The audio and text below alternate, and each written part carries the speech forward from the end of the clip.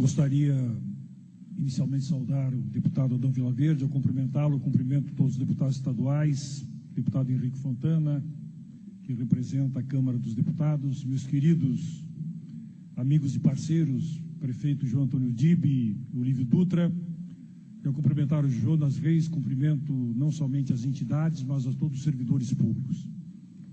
Eu, ao longo desses, basicamente, 7 meses e meio de governo, procurei me posicionar muito pouco, por entender, em primeiro lugar, que devemos, na condição de ex-prefeito ou ex-gestor, respeitar um processo absolutamente democrático na cidade, num ano difícil para todos nós, onde a política, infelizmente, foi colocada num segundo plano e onde o resultado eleitoral acabou nos surpreendendo não somente em Porto Alegre, mas em grande parte do mundo. Exatamente pelo ceticismo que, de certa forma, se abate sobre a política. Me mantive, não calado, mas muito à parte, em respeito a um governante que assume e, naturalmente, deve receber um determinado tempo para começar a implementar as suas ações. Resolvi estar presente no dia de hoje, porque, naturalmente, não vou discutir as políticas mais pontuais do governo Marquesan, mas não posso admitir que dados equivocados, mentirosos, sejam utilizados para tomar medidas concretas contra a cidade. O que diz o prefeito Marquesan de que ele recebeu uma herança maldita? Pois eu gostaria que o prefeito Marquesan aqui estivesse para dizer qual herança maldita. Se ele estivesse se relacionando às políticas públicas, eu quero dizer que me orgulho muito das políticas públicas implantadas nos últimos anos e que nós consolidamos nos últimos 7 anos. E estou aberto à discussão de cada uma delas. Se ele se refere, e é isto que ele procura pontuar de forma acentuada, ao problema orçamentário e financeiro, eu quero aqui fazer uma reflexão com vocês. Não em cima do que pensa o ex-prefeito José Fortunati, vice-prefeito Sebastião Melo, que quero aqui saudar, mas dados concretos. Há pouco mais de uma semana, nós tivemos a divulgação do índice Firjan, que é o índice Firjan de responsabilidade de gestão fiscal. O que pontua esse índice? Feito anualmente, nos últimos 15 anos, busca dados concretos sobre as cidades brasileiras, colocadas no Supremo, na Secretaria do Tesouro Nacional, dados oficiais. Em 2015, com esses dados, Porto Alegre teve conceito A nesse índice, que é o conceito máximo. Em 2014, 2015, índice B, repetindo esse dado em 2016. Mas vamos aos dados, isso é importante, Fontana, para que as pessoas tenham uma ideia. Das 4.544 prefeituras que apresentaram os dados, porque mais de 1.000 prefeituras, infelizmente, não cumprem ainda hoje com a lei de responsabilidade fiscal, nós tivemos apenas 13 pequenas prefeituras no país, em função da crise econômica, que tiveram conceito A, conceito máximo de gestão. 13% das prefeituras no país conquistaram a nota B, entre elas a cidade de Porto Alegre. E, o que é importante, 3.905 cidades, 86% das cidades foram reprovadas no chamado Índice de Responsabilidade Fiscal. E nós nos encontramos exatamente, deputado Pedro Ruas, numa situação considerada gestão boa. E onde é que está a gestão boa? Está exatamente em cima da seriedade com que conduzimos a cidade nos últimos tempos. De forma alguma queremos desconhecer as dificuldades econômicas. Aliás, isso foi dito ao longo do tempo. Eu dizia ao SIMPA, lá em fevereiro de 2016, que realmente olhávamos para o ano de 2016, frente a uma crise que se aprofundava a cada momento, que talvez nós até teríamos dificuldade em fazer o pagamento total dos salários. Sempre jogamos claro, em cima do diálogo, em cima da transparência. O que faz o prefeito Nelson Marquesan? Simplesmente diz que recebeu numa situação da herança maldita, numa situação orçamentária difícil, que o Firjan desmente, o índice Firjan desmente isso, porque a responsabilidade fiscal sempre norteou os nossos governos de Porto Alegre, e, de outro lado, usa algo que é extremamente nocivo ao que foi construído ao longo do tempo. Porto Alegre se notabilizou ao longo do tempo pela transparência pública e pela participação popular. Uma coisa tem a ver com a outra, colocando dados concretos no portal da transparência, fazendo com que os dados sempre fossem abertos, abrindo os dados num conceito moderno de conhecimento geral por parte da população. O que acontece agora é importante que a gente perceba, não sou eu que estou dizendo. Jornal Metro, 25 de julho de 2017, poucos dias atrás.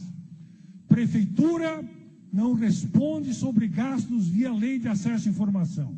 Bom, aí alguém poderia perguntar, não, mas no teu governo, Fortunati, tu também não fazias isso. Só que a mesma matéria diz, a prefeitura costumava divulgar um relatório mensal sobre os pedidos, mas o documento atual não é atualizado desde dezembro passado, ou seja, nunca foi divulgado na gestão atual. Em 2016, o percentual de respostas era de quase 100%. Transparência absoluta no trato com o dinheiro público. Mas não só isso, não vamos ficar só com o Jornal Metro. A 0 hora, de há poucos dias atrás, sexta-feira, dia 18, ou seja, nesta última sexta-feira, no espaço do Paulo Germano, que tem acompanhado a prefeitura, diz: transparência ainda é promessa. Por que eu estou fazendo, obviamente, ressalva e destacando a questão da transparência? Porque ao esconder os dados, ao não publicar os dados concretos, o que o Marquesan faz? O Marquesan simplesmente usa os dados que lhe parecem adequados. Ou seja, aumentando a dívida, mostrando dados irreais, dados claramente distorcidos, que nada tem a ver com o nosso cotidiano. Aliás, eu sempre fiz a provocação para os meus queridos amigos da Secretaria Municipal da Fazenda, especialmente em janeiro e fevereiro, saúde do Juarez Terrada, que aqui está, que obviamente pode me contestar. Dizia, busquem os dados concretos e digam se o prefeito Nelson Marquesan está com a razão no que afirma. Deixamos com débitos, mas absolutamente débitos que são plausíveis, adequados dentro de uma crise enorme como a que encontramos em 2016, que nada tem a ver com o que Marquesan coloca hoje. Eu li no site da revista Veja, de sexta-feira, que acabou não sendo publicado na revista, de que, segundo ele, agora, engraçado, a cada mês que passa, ele vai aumentando a dívida, nós teríamos deixado uma dívida de 850 milhões de reais.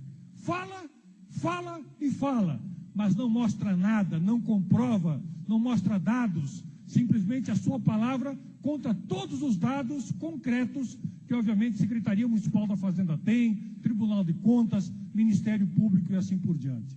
O grande problema é de que não se trata simplesmente de atacar a gestão passada com a chamada herança maldita.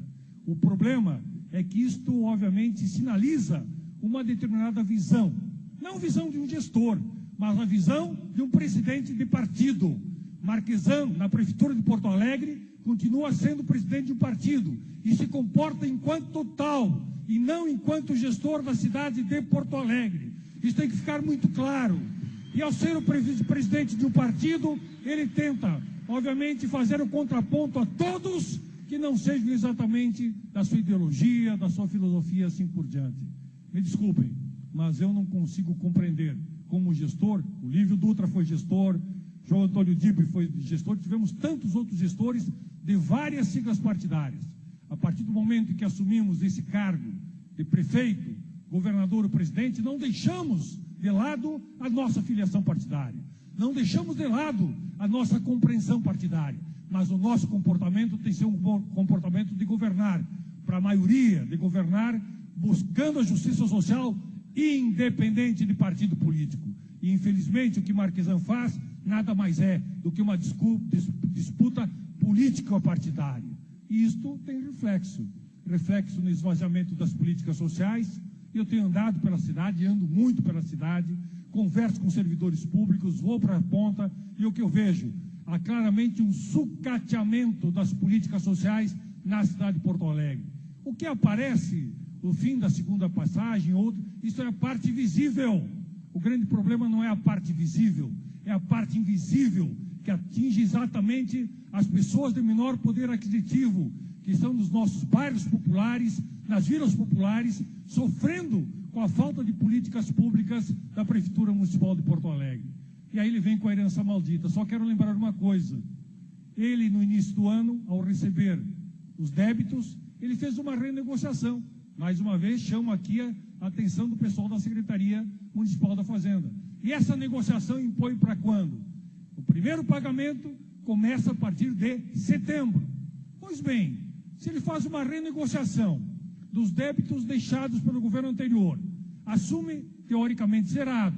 Por que então o parcelamento dos salários? Por que o sucateamento das políticas públicas? Por que essa necessidade de propor a privatização da Carris, sem entender que a Carris é fundamental para continuarmos balizando o sistema de transporte coletivo de Porto Alegre? É engraçado, porque ele diz, não, a Carris dá prejuízo. Mas se eu olhar para São Paulo, e vamos pegar o sistema de São Paulo, que é um sistema também privado, lá não existe uma empresa pública de transporte como temos em Porto Alegre com a Carris, que é extremamente reconhecida nacionalmente pela sua qualidade, mas o que faz o governo de São Paulo, e que não foi mudado pelo João Dória, também do mesmo partido do Marquesan, nesse momento, neste ano de 2017, a Prefeitura Municipal de São Paulo estará dando para os empresários como subsídio 4 bilhões de reais. 4 bilhões de reais. Aí o Marquesan olha para a Carris e diz que a Carris não pode dar prejuízo. Não compreendendo, meu caro Dib, meu caro Olívio, que obviamente a Carris ele tem um papel fundamental de regulação e qualificação do sistema. Pela sua forma, obviamente o seu custo é superior ao das demais empresas. Poderia aqui, obviamente, avançar, mas quero me deter um pouco no demais, já que estivemos lá no ato público, onde fomos muito bem representados na fala do prefeito João Antônio Dib. Em primeiro lugar, o DEMAB é superavitário. A receita anual é de mais de 500 milhões de reais. Deixamos no caixa, quando encerramos 2016, 70 milhões de reais.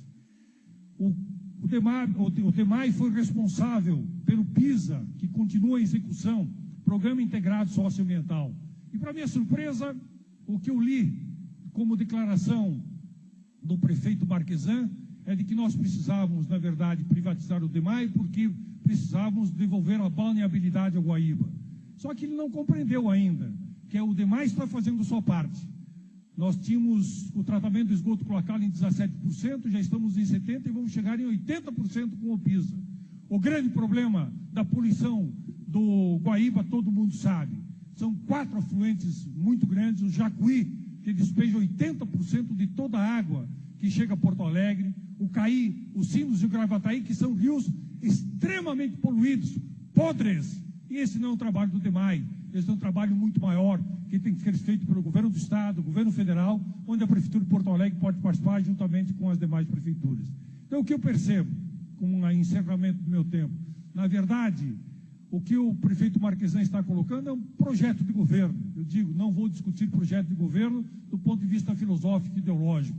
O que eu não posso aceitar é a distorção de dados, dados concretos, onde ele esconde os dados, faz com que aquilo que era um dos grandes méritos da cidade, e que não se diga que não era, só perguntarmos para o Tribunal de Contas do Estado, 2015 e 2016, o Tribunal de Contas do Estado considerou a cidade de Porto Alegre a mais transparente entre as 497 cidades do Estado do Rio Grande do Sul, e o Ministério Público Federal, o mesmo que investiga Lava Jato, Zelotes, etc., ao fazer um ranking nacional das 5.700 cidades, dando nota de 0 a 10 em termos de transparência, deu para Porto Alegre, nos 2 anos em que o ranking foi feito, 2015 e 2016, aliás, a única capital do país que esteve em 2015 e 2016, nota 10.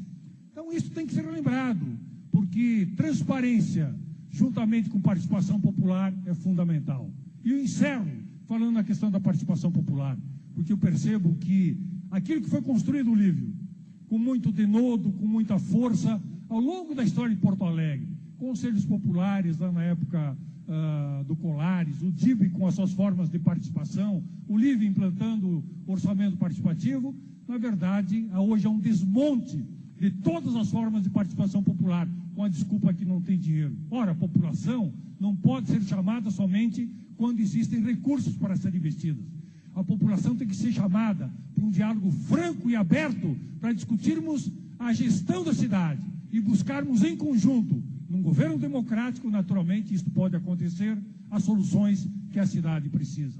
Dificuldades existem, a crise está aí, indiscutivelmente, é uma crise que se abate profundamente, aliás, é um outro motivo porque o prefeito Marquesan não quer admitir a crise.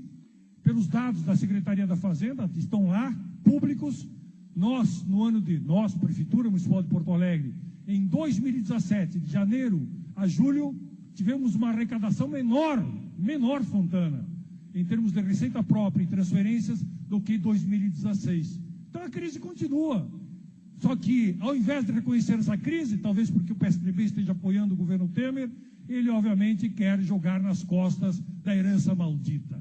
Não tem herança maldita, tem responsabilidade de gestão fiscal, tem responsabilidade nas políticas públicas, tem obviamente problemas, os problemas existem, ninguém é perfeito, mas esta é uma cidade que ao longo do tempo continua e vai continuar, tenho certeza, respirando, acima de tudo, a participação para que as coisas aconteçam.